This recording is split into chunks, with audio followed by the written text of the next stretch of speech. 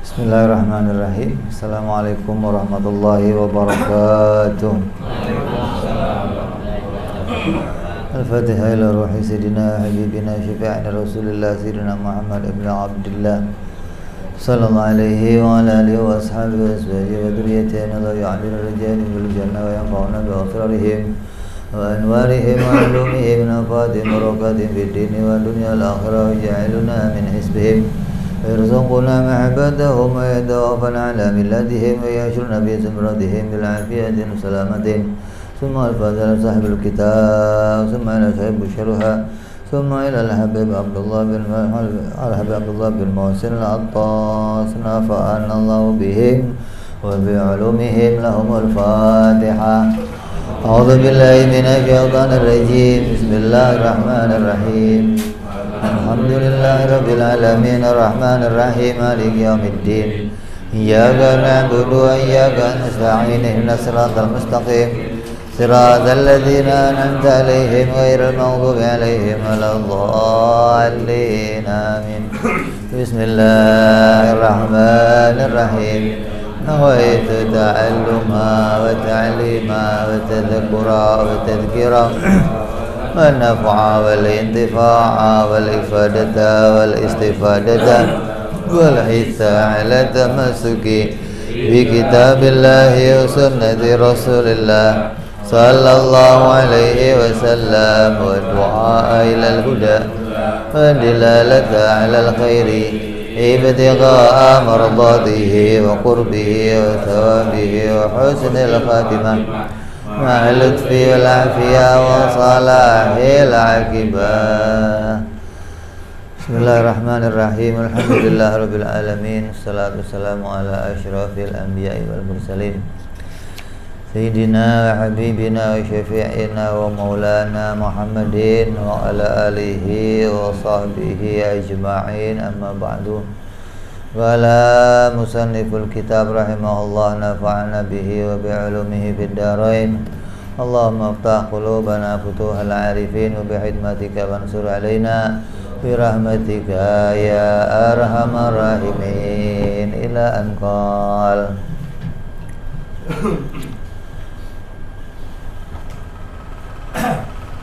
Wa sahbuhu khairal quruni fastami' Fatabi'i fatabi'un liman tabi' Wa khairuhum man wuliyal khilafah Wa amruhum fil fadli kal khilafah. Sahabat Nabi Muhammad sallallahu alaihi wasallam, mereka adalah kurun yang terbaik. Maka dengarkanlah. Lantas para tabi'in, lalu para tabi'in. Sebaik-baik sahabat adalah yang memegang tampuk khalifah atau pemerintahan, dan perkara mereka adalah keutamaan. Perkara mereka dalam keutamaan adalah seperti urutan khalifah. Syekh Ibrahim Al-Qani menjelaskan tentang kemuliaan kurun. Siapa sih kurun terbaik atau generasi yang terbaik? Di antara semua generasi yang terbaik adalah generasi sahabatnya Nabi Muhammad sallallahu alaihi wasallam. Itu generasi yang terbaik di antara semua generasi. Bahkan dikatakan generasi ke bawah maupun generasi ke atas sampai Nabi Adam alaihissalam. Generasi yang terbaik. Maka dengarkanlah nasihat ini, kata beliau. Kemudian setelah para sahabat itu tabi'in, yaitu orang-orang yang berkumpul, berjumpa dengan para sahabat. Mereka nggak kumpul sama Nabi, nggak berjumpa dengan Nabi, tapi mereka berkumpul dengan para sahabatnya Nabi. Lalu setelah itu tabi'in, yaitu orang yang berkumpul dengan orang yang pernah kumpul dengan sahabat Nabi. Mereka nggak ketemu sahabat, tapi ketemu orang yang pernah ketemu sama sahabat. Namanya pengikutnya pengikut gitu. Jadi ada sahabat, ada pengikut, ada pengikutnya pengikut. Ini 3 generasi nih. 3 generasi ini yang disebutkan generasi yang paling utama kata Nabi Shallallahu Alaihi Wasallam. Generasi ini namanya generasi salafuna soleh. Nah kalau setelahnya namanya generasi kholaf. Kholaf itu orang yang belakangan. Kalau salaf orang yang duluan gitu. Duluan itu maksudnya orang yang pertama atau generasi pertama yang berjumpa dengan Nabi Shallallahu Alaihi Wasallam, disebut namanya salafuna soleh. Kalau sekarang orang ngomong salafi, kalau salafi maksudnya salah fikir gitu, maksudnya bukan salafi itu orang-orang salaf, bukan. Jadi ada orang-orang yang memang mereka disebut orang yang terdahulu atau para pendahulu. Maknanya mereka lebih dulu mengenal agama, mereka lebih dulu berjuang, mereka lebih dulu menyebarkan agama Islam. Mereka generasi yang langsung mendapatkan agama dicetak oleh Nabi Muhammad Sallallahu Alaihi Wasallam. Maka kurunnya sahabat Nabi adalah kurun yang terbaik. Siapa sih sahabat itu? Sahabat adalah orang yang hidup sezaman dan beriman kepada Nabi Muhammad Sallallahu Alaihi Wasallam. Sezaman dan beriman. Walaupun saat itu dia belum balik dan tidak pernah melihat atau bertemu Nabi Muhammad Sallallahu Alaihi Wasallam. Ini ta'rif di sini nih. Ta'rif dalam kitab ini mengatakan siapapun yang hidup di zamannya Nabi dan dia iman dengan Nabi di masa hidupnya Nabi, maka walaupun dia masih kecil belum balik, namanya sahabat. Dalam ta'rif yang lain, orang itu harus berjumpa dengan Nabi. Nah, ta'rif yang lain nih. Atau Nabi pernah melihat dia, atau dia pernah melihat Nabi. Dianya nggak lihat Nabi nih, tapi Nabi lihat dia, sahabat. Atau dianya lihat Nabi, Nabi nggak lihat dia, sahabat. Ini kata ta'rif yang lain. Jadi yang paling mudah, yang paling umum ya ta'rif ini. Pokoknya siapa saja yang hidup sezaman dengan Nabi dan dia seiman, maka disebut namanya sahabat. Lah, yang namanya kurun itu apa? Kurun adalah orang yang hidup pada sebuah masa. Masa itu ya satu waktu yang orang itu dari mulai hidupnya sampai meninggal gitu. Kalau mau ikut ngaji gitu.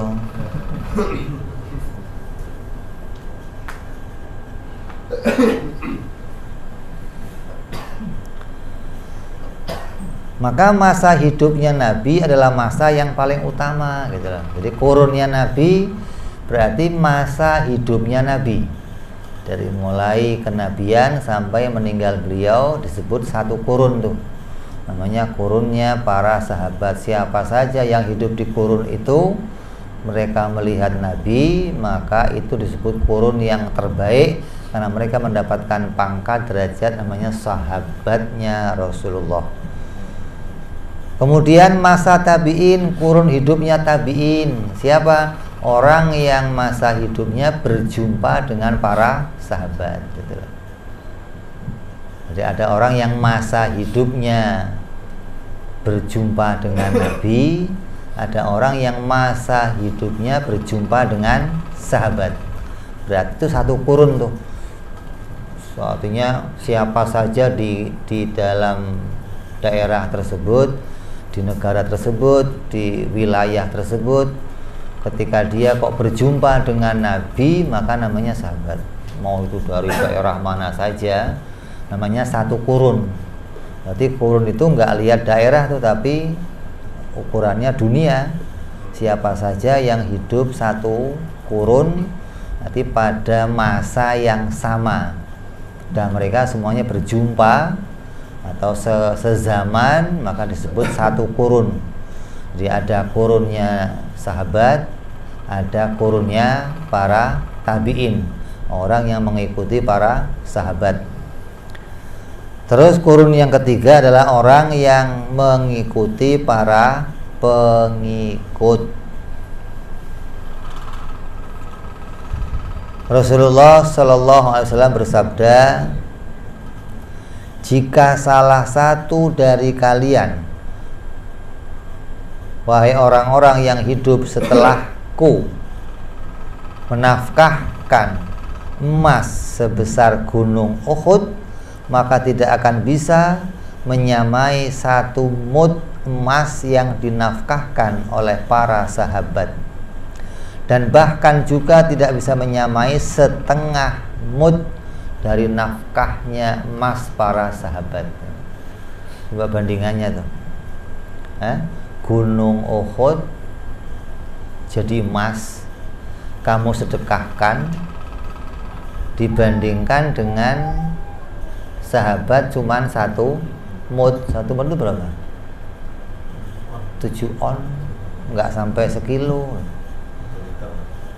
Bandingannya sama gunung Uhud juga, berton-ton emas, maka tidak bisa menyaingi apa yang telah dinafkahkan oleh para sahabatnya Rasulullah Sallallahu Alaihi Wasallam.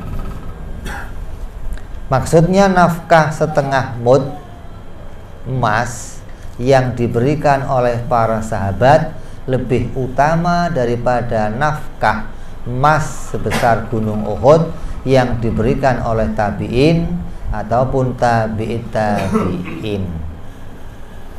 Kenapa?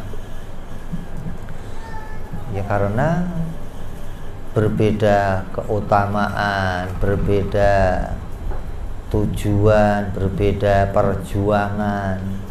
Mereka orang-orang yang hidup pada masa permulaan agama Islam, perjuangannya betul-betul mau memperluas.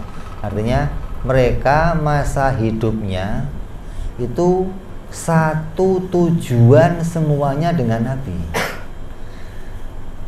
Di satu kurunnya sahabat itu hatinya, pergerakannya, niatnya, semua satu tujuan dengan Nabi, yaitu bagaimana mereka bisa menyebarkan agama Islam. Nah kalau generasi berikutnya ya sudah beda tujuan lagi nih, gitu loh. Generasi berikutnya lagi ya sudah beda tujuan lagi, hingga keutamaan sedekah mereka berbeda dengan keutamaan sedekah yang dikerjakan oleh para sahabat-sahabatnya Nabi. Ini bedanya begitu, gitu loh. Jadi jangan lihat, kan besar gunung Uhud, kok dibandingkannya ya nggak sebanding. Kenapa? Karena mereka berjuang bersama Nabi itu berdarah-darah, gitu loh. Mereka berjuang bersama Nabi itu luar biasa. Nanti ngomong, andai saya jadi sahabat Nabi, jangan ngimpi. Nanti hidup di zaman Nabi jadi temannya Abu Jahal, sahabat. Orang-orang yang hidup di zaman Nabi itu mentalnya luar biasa, udah enggak betul-betul mental yang dicetak oleh Nabi, pantas mereka untuk jadi sahabatnya Nabi Shallallahu Alaihi Wasallam. Nah orang yang setelahnya salaf itu ya khalaf itu sudah nggak ada kurunnya. Setelah 3 kurun ini sampai nanti hari kiamat sama semua, nggak ada yang lebih utama, nggak ada yang lebih kurang keutamaan, nggak ada. Jadi masa yang dinilai kurunnya terbaik hanya 3 kurun ini, sahabat, pengikut, pengikutnya, pengikut. Setelahnya sama semua sampai hari kiamat, gitu. Dikatakan oleh para ulama begini, hujan yang pertama turun dan hujan yang terakhir turun, yang lebih baik yang mana? Kalau ada hujan kan ada awal, ada akhir. Hujan turun nih, berarti ada awal pertama turunnya, ada tetes yang terbaik yang mana? Terakhir. Ya nggak ada, hujan mah bagus semua. Itulah gambarannya para kholaf, gambarannya orang-orang yang hidup setelah salaf gitu loh. Di generasi setelah salaf sampai hari kiamat, yang awal sama yang akhir mana bagusnya? Sama, nggak ada yang lebih utama. Diukur apa keutamaannya? Dari ketakwaannya. Kalau kurunnya, generasi kurunnya sudah sama semua gitu loh. Yang beda ya ketakwaan mereka. Kalau mereka tambah takwa ya mereka tambah mulia. Tapi ketakwaan itu yang nggak bisa mengejar ketakwaannya para orang-orang salafuna soleh, hingga mereka menjadi hukum, mereka menjadi qudwah, mereka menjadi panutan gitu loh. Qudwah itu apa? Panutan. Uswah, panutan. Maka kalau kita nyebut Nabi, jangan nyebut qudwatuna, tapi uswatuna gitu loh. Kalau para sahabat, para tabi'in, mereka adalah qudwah. Sama-sama kita mengikuti mereka, tapi sebutannya berbeda. Kalau uswah itu orang yang mengikuti tidak bisa melampauinya, namanya uswah. Tapi kalau qudwah, orang yang mengikuti bisa melampauinya gitu loh. Ini bedanya antara, kalau dalam bahasa Arab ada sebutan uswah, ada sebutan qudwah. Kadang-kadang orang nyebut Nabi Muhammad qudwatuna, jangan qudwah, tapi nyebutnya uswah, karena Quran nyebutnya laqad kana lakum fi rasulillahi uswatun hasanah. Kalau selainnya bisa disebut sebagai qudwah. Jadi kurun yang terbaiknya adalah kurun para sahabat, kemudian para pengikut, kemudian para pengikutnya pengikut gitu. Kalau para imam madhab di kurun mana itu?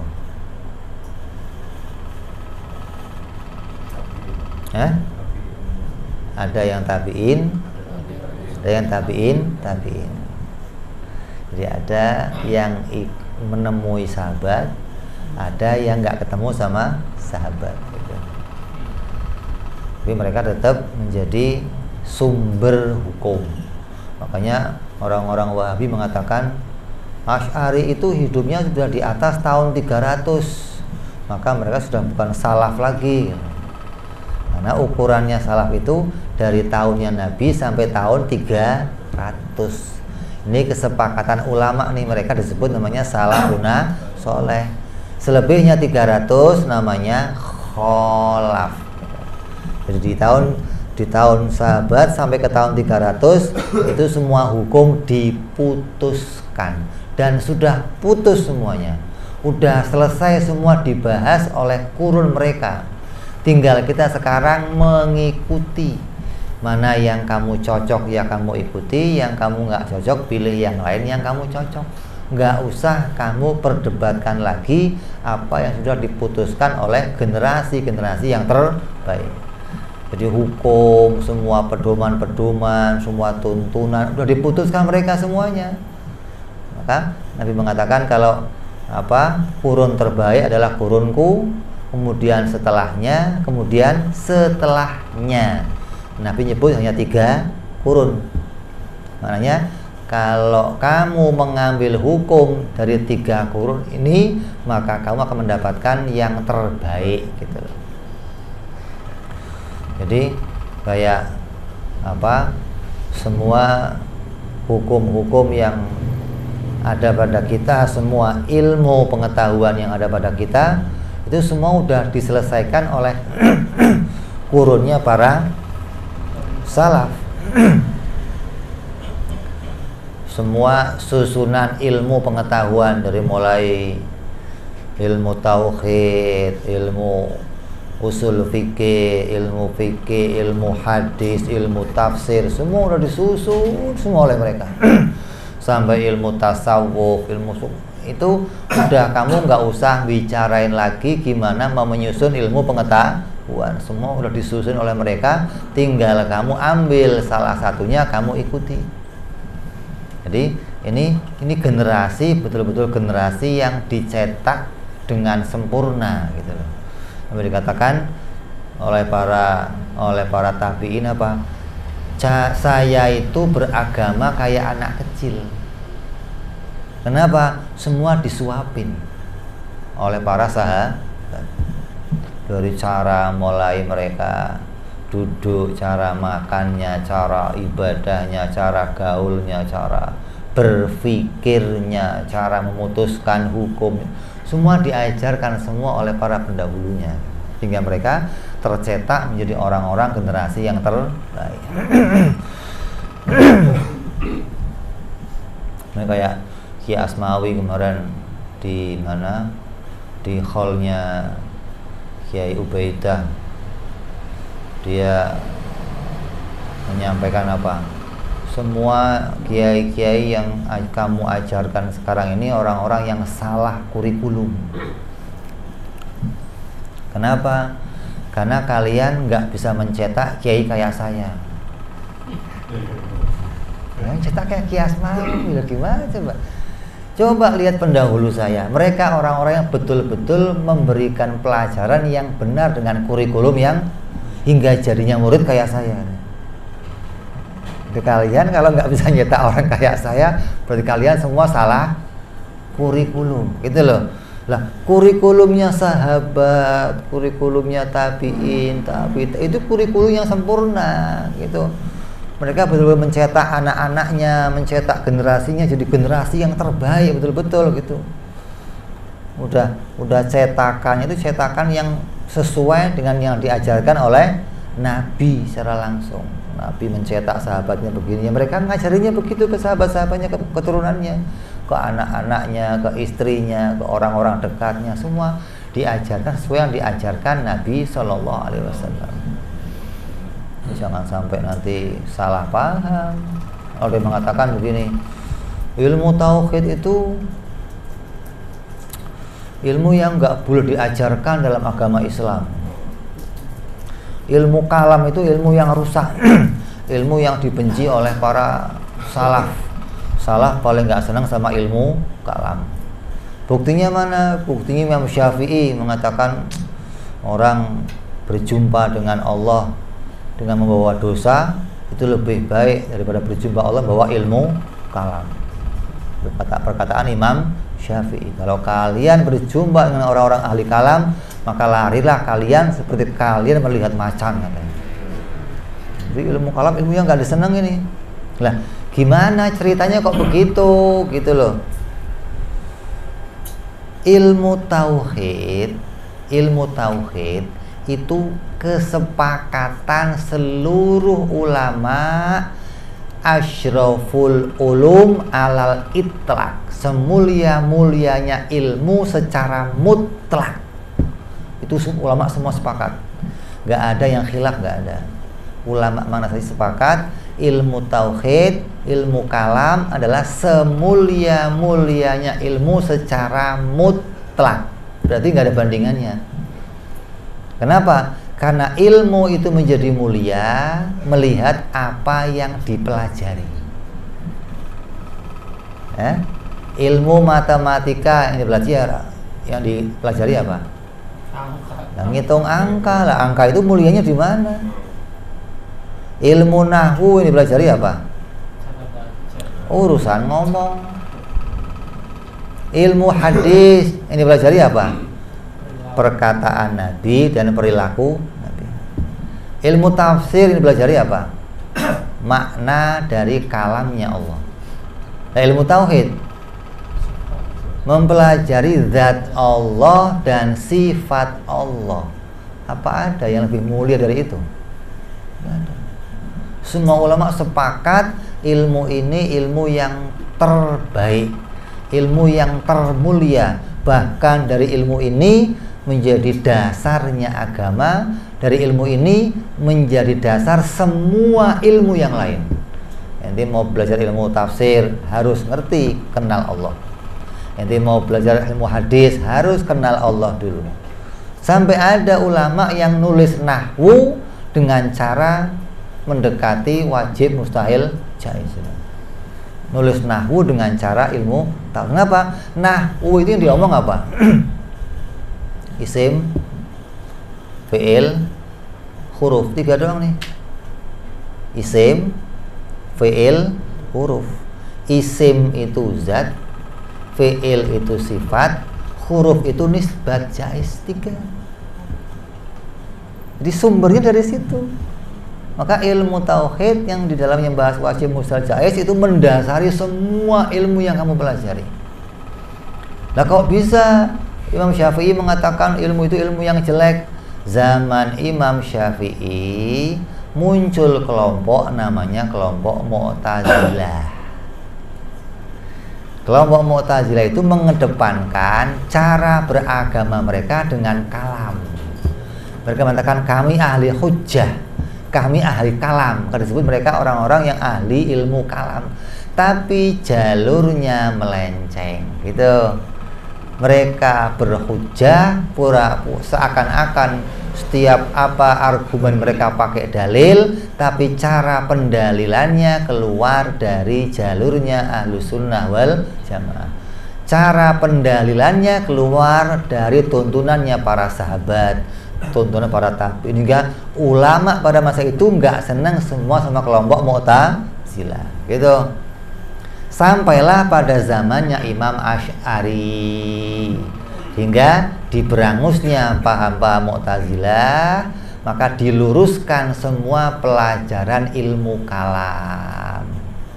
Maka Imam Asy'ari meneruskan generasi berikutnya dengan cara ilmu kalam yang lurus gitu, ilmu kalam yang benar, hingga setelahnya ilmu kalam disusun dan dipegang untuk pelajaran Imam Abu Hasan Al-Asy'ari dan para pengikutnya gitu loh. Enggak seperti zaman Imam Syafi'i gitu loh. Imam Asy'ari itu generasinya setelah Imam Syafi'i. Mereka Imam Asy'ari itu tabi'in, pengikutnya para pengikut nih. Hingga generasi Imam Syafi'i pada masa itu masih berjumpa langsung dengan kelompok-kelompok ini yang mereka berdebat di mana-mana dengan cara ilmu kalam, tapi ilmu kalamnya melenceng. Mengatakan Tuhan di atas dengan hujjah, mengatakan Tuhan punya tangan dengan hujjah, Tuhan punya mata dengan hujjah. Seakan-akan mereka pinter ilmu kalam. Jadi kamu harus paham nih bahwa ilmu kalam dikatakan jelek pada masa itu karena masih disandarkan pada pemahaman Mu'tazilah. Tapi setelah Imam Asy'ari, ilmu kalam menjadi ilmu yang lurus, ilmu kalam menjadi ilmu yang penting. Kenapa? Karena menjadi dasar dari sebuah agama Islam. Siapa orang yang nggak paham ilmu ini maka dia nggak mendasari agamanya dengan dasar yang benar gitu. Jadi harus paham, jangan sampai nanti ilmu kalam jangan dipelajari, ikut-ikut pendapat zaman Imam Syafi'i. Ini gara-gara nggak ngerti kisahnya, nggak ngerti ceritanya, jadi mengecilkan, menggampangkan ilmu. Hati-hati nih. Makanya sekarang ini orang takut belajar ilmu kalam, takut belajar ilmu tauhid. Nanti jadi jelek cara beragama saya nanti. Lah kamu mau beragama benar bagaimana nggak kenal Allah? Wong dasarnya agama itu kenal Allah. Rasulullah Shallallahu Alaihi Wasallam mencetak para sahabatnya 13 tahun untuk kenal Allah dan sifat-sifatnya Allah. Dicetak betul-betul sahabatnya bagaimana menata iman dengan benar kepada Allah Subhanahu wa ta'ala. Jangan ngomong di zaman Nabi mau gak ada ilmu tauhid, lalu menghina Nabi nggak ada ilmu tauhid.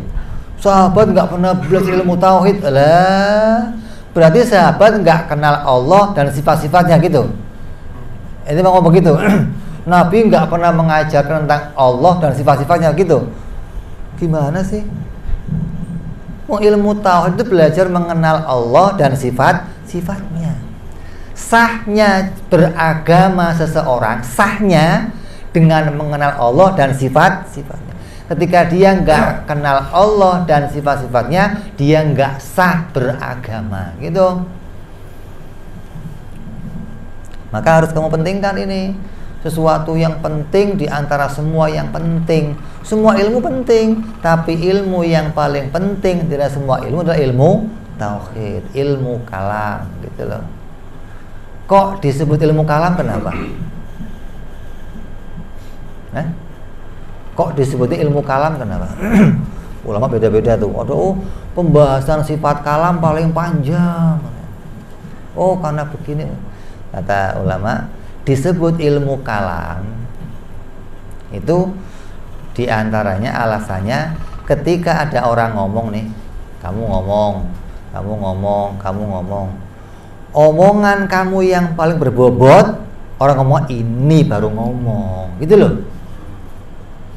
Kayak ada orang berantem, yang paling seru ini baru berantem, ente mah bercanda doang, gitu loh maksudnya. Jadi orang ngomong dan omongannya penuh makna, penuh bobot, gitu maksudnya. Ilmu yang di dalamnya, yang tiap omongannya mengandung hikmah, mengandung makna, mengandung hukum, ini baru omongan namanya, gitu loh maksudnya. Disebut ilmunya ilmu kalam, yang tiap ucapannya, tiap keputusannya mengandung isbat dan nafi, mengandung hukum wajib, mustahil, jaiz. Disebut ini baru omongan. Yang lain dongeng doang, gitu loh maksudnya. Bukan omongan yang lain mah, gitu maksudnya. Jadi disebut ilmu kalam karena ilmu yang di dalamnya betul-betul apapun yang diucapkannya menjadi sebuah ketetapan, sebuah keputusan, gitu. Kadang kamu belajar sebuah kitab nih, tebel, kitabnya tebel, tapi ketika dirangkum intinya ya segini doang, sisanya apa? Dongeng, gitu maksudnya. Nggak berisi hukum semua, nggak. Hukumnya ini inti kitab ini cuma segini, ringkasannya segini. Lah kok tebel, dongeng isinya. Nggak, ilmu tauhid nggak ada kitab tauhid tebel, nggak ada, ya tipis. Kenapa? Karena berisi pokok-pokok perkara, poin-poin perkara dalam agama, gitu maksudnya. Hingga kalau kamu tahu ilmu ini, kamu akan tahu dasar-dasarnya beragama. Jangan sampai mengatakan, Imam Syafi'i mah bukan salah, Imam Asy'ari bukan salaf, tapi khalaf, nggak usah diikutin. Bagaimana? Wong Imam Asy'ari namanya madhab. Di kurunnya, 3 kurun ini semuanya adalah madhab.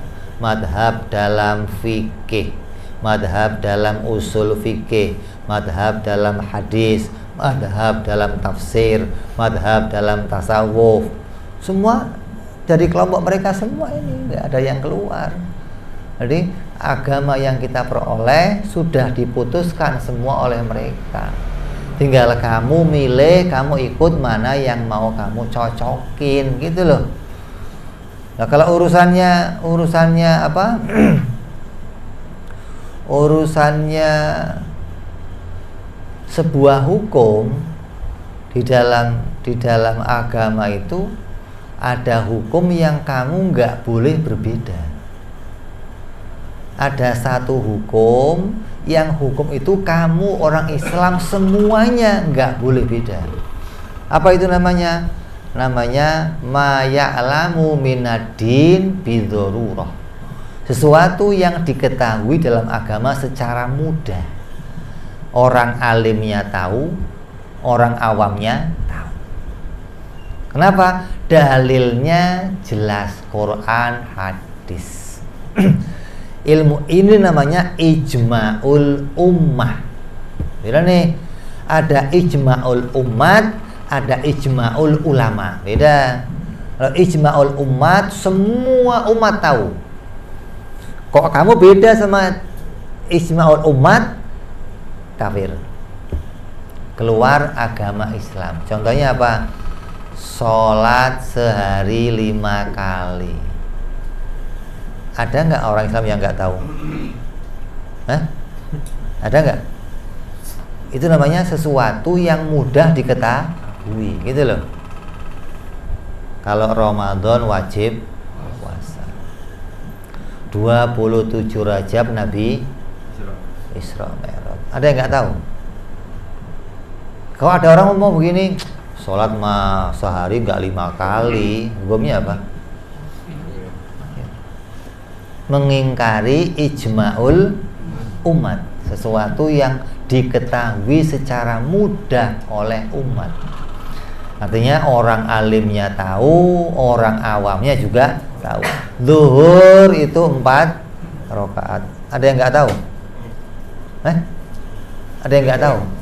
Ya, kalau nggak tahu ente Islam bukan. Tanya mungkin. Emang zuhur kan 5 rakaat, masya Allah. Ini ikut.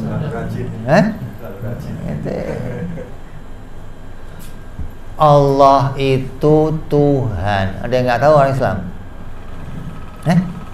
Nabi Muhammad itu Rasul. Ada yang nggak tahu?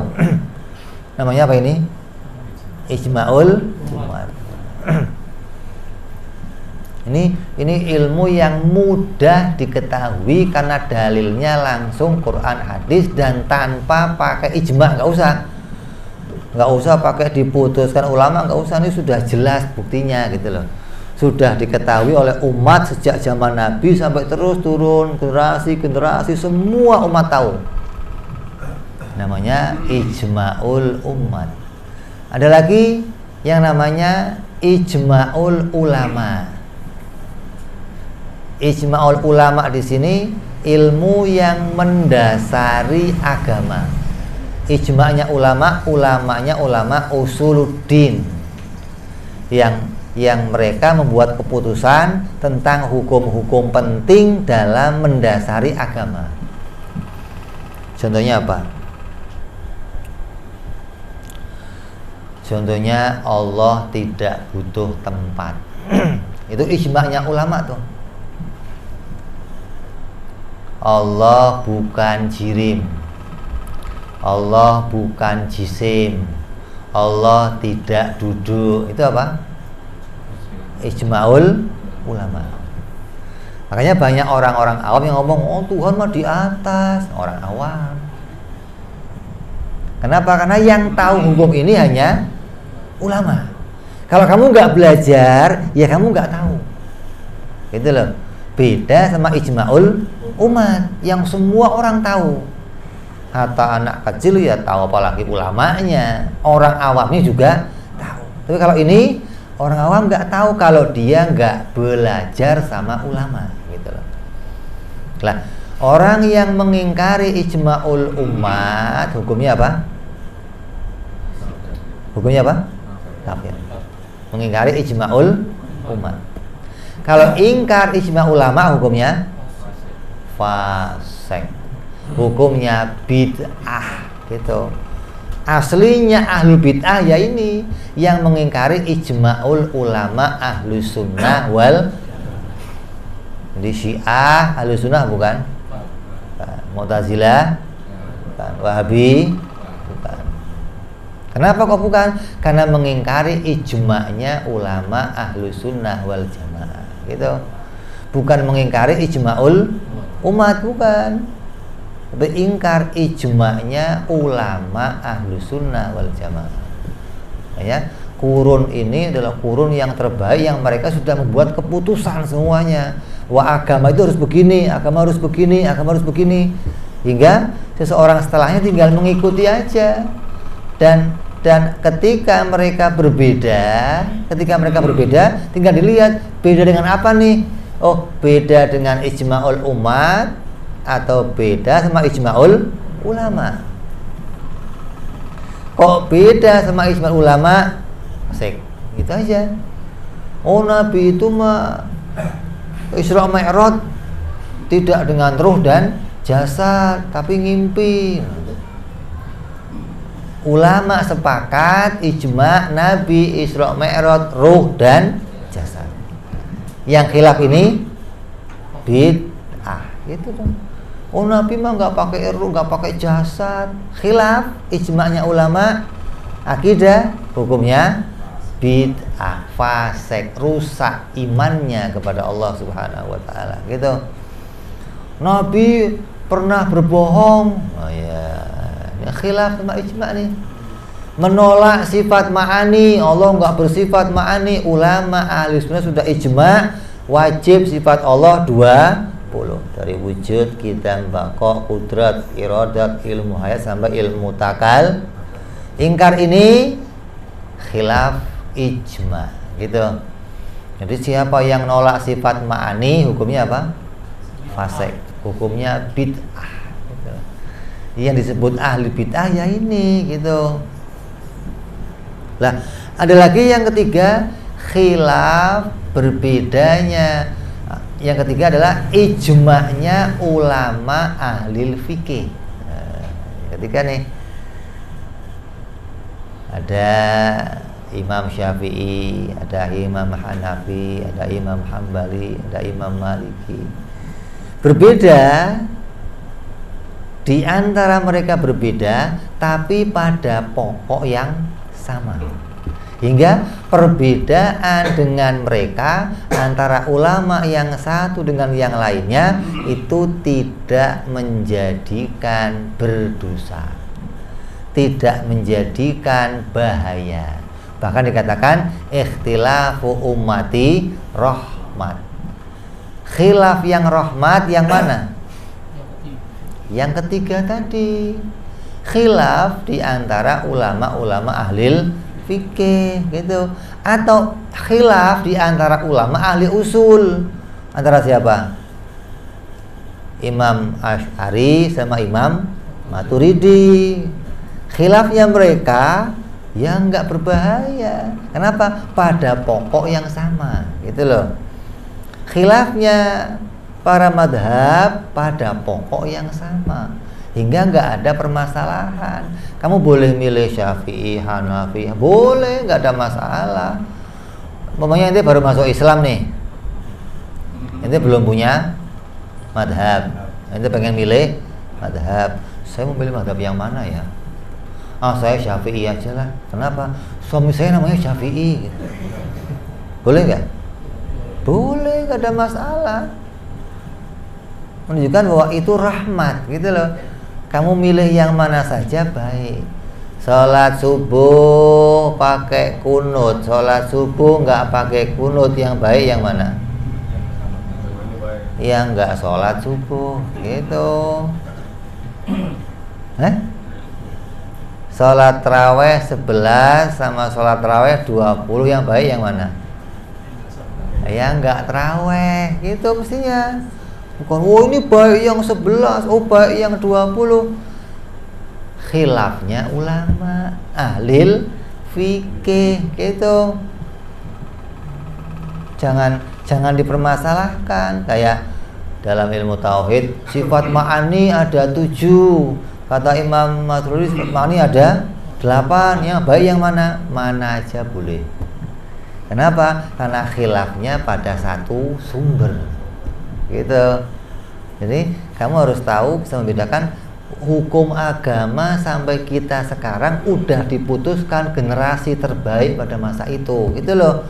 Hingga kamu nggak usah ikut-ikutan mau bikin hukum lagi. Kenapa? Mereka sudah mengambil hukum dari Quran dan hadis. Mereka sudah berenang di dalam lautan luasnya Quran, lautan luasnya hadis, udah mereka masuki, dan pokok utamanya udah mereka jumpai dan diberikan kepada kita. Kamu nggak usah tahu-tahu saya mau ikut berenang. Lah kelelep kok kamu berenang. Oh. Mereka berenang dengan keahlian yang hebat. Hingga mereka tahu pos-posnya nih di Quran, mana berhentinya, mana harus jalan, mana. Lah kamu yang nggak apa mau ikut berenang dalam Al-Quran mengatakan nggak usah pakai madhab, cukup Quran dan oh ya ini. Maka meninggalkan 4 madhab ini sumber apa? Mereka menjadi ahlul bid'ah, gitu. Kenapa? Karena khilaf keluar dari ijma'nya ulama. Kalau kamu nggak mengambil hukum dari mereka, berarti kamu akan mengambil hukum dari orang-orang setelah generasi salafuna soleh. Sedangkan generasi ini generasi yang terbaik yang disebutkan oleh Nabi Muhammad Sallallahu Alaihi Wasallam. Jadi jangan sampai kita keluar dari apa yang dikerjakan oleh salafuna soleh.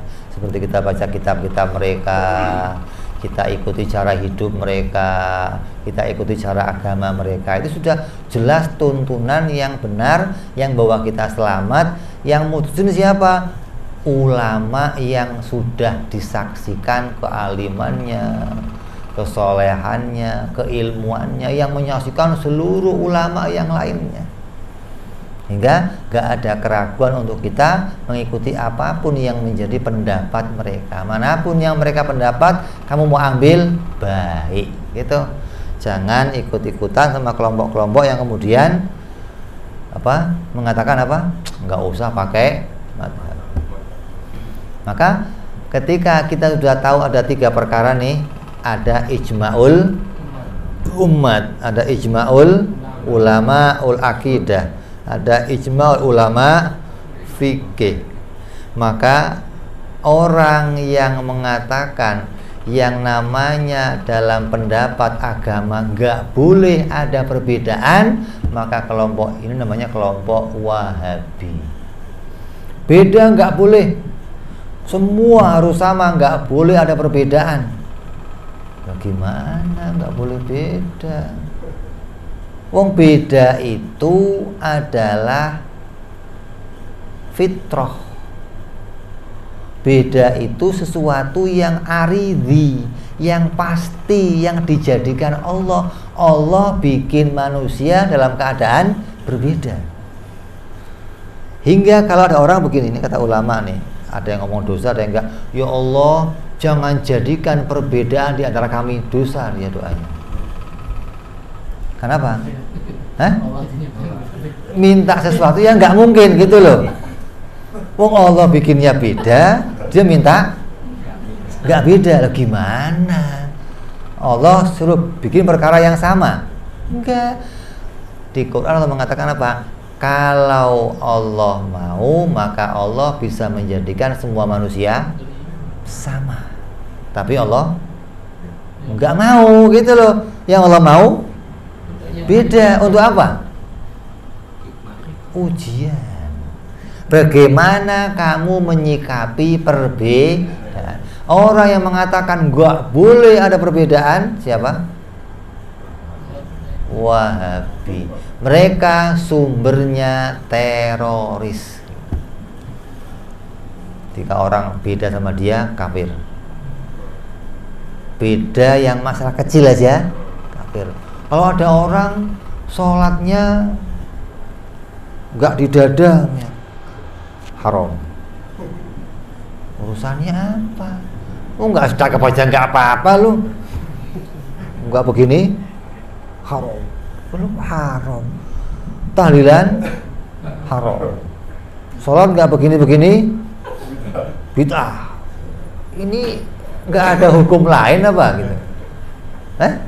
Kok itu aja hukum kayaknya nggak ada. Nih kelompok ini kelompok yang ketika mereka mengatakan ada kelompok yang berbeda, kata mereka kafir. Kalau kafir darahnya halal. Kalau dibom pahala. Jadi ketika mereka ngebom orang mati semua, mereka nggak sedih, mereka bangga, itu pahala buat mereka. Repot nggak ini? Maka ini sumber yang bahaya. Kenapa nggak bisa menyikapi perbedaan? Indonesia aja ada slogannya apa? Nah itu kan ada, berbeda-beda, tapi harus saling menghormati, gitu mestinya. Nggak bisa kamu mau kumpul, saya mau kumpul sama orang yang sama semua. Ya nggak nemu. Wong sidik jari kamu beda-beda sedunia, nggak ada samanya. Nggak ada yang sama. Allah bisa nggak bikin sama? Tapi Allah nggak bikin sama, gitu loh. Tandanya kamu harus bisa menyikapi perbedaan. Mana yang boleh berbeda, mana yang nggak boleh berbeda, gitu loh. Lah orang yang menyikapi perbedaan mengatakan semua perbedaan boleh, mau Wahabi boleh, mau Syiah boleh, mau Ahli Sunnah boleh, ntar mau Buddha boleh, mau Kristen namanya apa ini? Liberal. Semua sama, tinggal nanti dinilai sama Allah. Kalau Allah ridho, Allah itu berkenan, ya kamu dimasukkan surganya Allah. Gak usah ribut-ribut perbedaan. Yang penting kamu jadi orang baik, jangan berbuat jahat. Mau jadi agama aja apa aja boleh. Kalau begitu kenapa kamu nggak Kristen aja? Nanti kenapa nggak Buddha aja? Kamu nggak mau pindah ke agama lain, tandanya nggak sama, gitu mestinya dong. Kalau semua agama sama, lu pindah aja. Hari ini saya mau Kristen, besok Buddha, besok saya mau Hindu. Kenapa mau semua agama kan sama? Nyatanya ini pindah Kristen dong? Enggak. Kok enggak mau? Katanya sama. Aneh juga. Kan gampang ya, nyanyi doang lagi. Jadi ada kelompok nih yang satu membebaskan perbedaan, boleh beda apa saja, namanya apa? Liberal. Ada yang nggak boleh ada, namanya Wahabi. Lain Sunnah tengah-tengah, wasoton. Ada yang boleh berbeda, ada yang nggak boleh berbeda, gitu loh. Jadi agamanya sudah putus, sudah selesai. Kamu nggak usah ribut lagi, nggak usah. Tinggal kamu pilih mana yang kamu cocok pakai, nggak cocok tinggalin, gitu. Jangan diributin, ini nggak bener beragamanya begini. Tinggal ini bedanya di mana nih? Ijma umat, kamu kafir. Udah gitu aja, nggak usah dibahas lagi, udah diputuskan semua. Yang muslim siapa? Ulama salafuna soleh, generasi yang terbaik, generasi yang langsung dicetak dari Nabi, dari sahabat, tabi'in, ini generasi yang betul-betul masih dekat dengan kurun yang sangat baik, gitu loh. Nah, kurun setelahnya mulai terjadi perbedaan, jauh pendapatnya, jauh keputusannya, hingga kalau ada masalah kembali ke salafuna soleh, ya. Mudah-mudahan kita semua dijadikan Allah terus menjadi pengikutnya para salafuna soleh, mengikuti agama mereka, tradisi mereka, cara ibadah mereka, cara hidup mereka, hingga kita bisa selamat seperti mereka, mendapatkan predikat yang baik pula seperti mereka selama di dunia sampai akhirat. Amin ya rabbal ala hadhihi niyyah wa ala niyatin shalih wa ila hadratin nabi. Al-Fatihah. A'udzu billahi minasyaitonir rajim. Bismillahirrahmanirrahim. Alhamdulillahirabbil alamin arrahmanir rahim maliki yaumiddin. Iyyaka na'budu wa iyyaka nasta'in ihdinas siratal mustaqim. Siratal ladzina an'amta 'alaihim ghairil maghdubi 'alaihim waladdallin. Amin. Ya Rabbana i'tarafna bi annana iqtarafna wa annana asrafna la ashrafna fatub alaina tauba taghsil kulli hauba astur lana aurati wa amin rawati waghfir li walidina rabbi wa mauludina wal ali wal ihwani sairil hilani wa kulli di mahabbah au jiratin au suhbah wal muslimina ajma'ina rabbi isma fadlan wa judan manna la biktisabi minna bil mustafa rasuli na'adha bi kulli suli salla wa salam rabbi alaihi andal habbi wa alihi wa sahbihi dada tansi suhbi walhamdulillahi fil badi wa tanahi wa rabbika rabbil izzati ma yasifun salamun ala mursalin Alhamdulillahirabbil alamin. Assalamualaikum warahmatullahi wabarakatuh.